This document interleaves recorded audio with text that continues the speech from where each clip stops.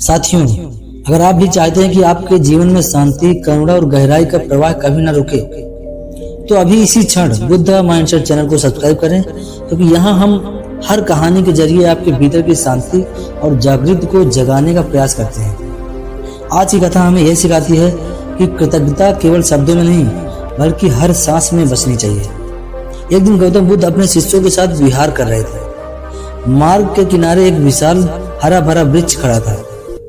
बुद्ध धीरे धीरे उस वृक्ष के पास गए और उन्होंने श्रद्धा से झुककर उसे नमन किया। उनके एक शिष्य ने यह दृश्य देखा तो चकित रह गया। मन में अनेक प्रश्न उठने लगे। भगवान, आपने इस वृक्ष को नमन क्यों किया?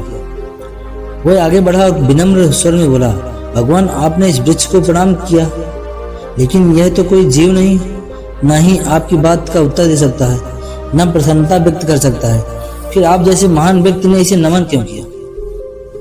बुद्ध हल्के से मुस्कुराए। उनकी आंखों में करुणा और शांति की झिलमिलाहट थी। उन्होंने कहा, वत्स, तुम्हारा सोचना अधूरा है। यह वृक्ष शब्दों में उत्तर नहीं देता, परंतु इसका भी एक जीवंत हृदय है, एक भाषा है जो केवल संवेदनशील मन ही सुन सकता है। बुद्ध ने आगे कहा, यही वह वृक्ष है जिसके नीचे बैठकर मैंने ध्यान किया। इसकी पत्तियां मुझे छाया देती रही। इसने धूप और वर्षा से मेरी रक्षा की।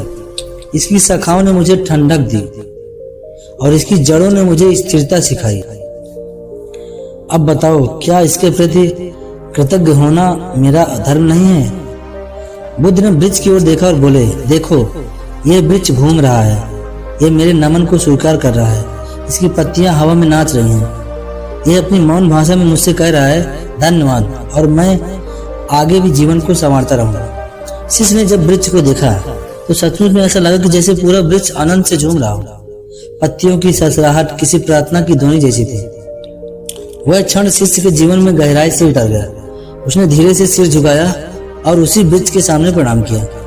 उसके भीतर यह समझ जागी कि कृतज्ञता केवल मनुष्य के लिए नहीं, बल्कि उस हर शक्ति के लिए होनी चाहिए जो जीवन देती है, चाहे वह वृक्ष हो, नदी हो या धरती माता।